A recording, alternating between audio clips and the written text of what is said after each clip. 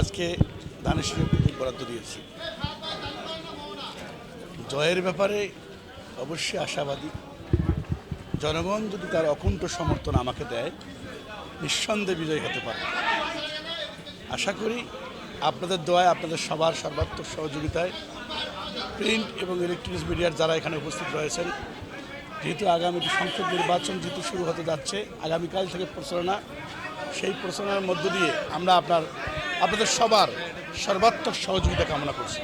ভাই, সব মিলায় আসলে কোনো হুমকি দেখছেন কিনা, কোনো শঙ্কা দেখছেন কিনা? না, হুমকি কোনো কিছু নাই। একটা জিনিস আপনাকে মাথায় রাখতে হবে, সেটি হলো যে ভোটের মাঠে, যুদ্ধের মাঠে কাউকে ছোট বলে কোনো ছোট করতে নেই, কাউকে ছোট করে দেখারও কোনো সুযোগ নেই।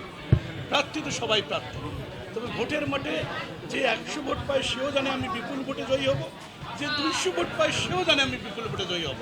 অর্থাৎ নিঃসন্দেহে মনে রাখতে হবে, ভোটের মাঠে সবাই সমান। তো হ্যাঁ, সমান। তবে একটি কথা মনে রাখতে হবে যে মামলায় কোনো অভিজ্ঞ উকিল কোনো মামলায় হারে না, হয় সে জিতে, নয় সে শিখে, অতএব হেরে যায় এমন কোনো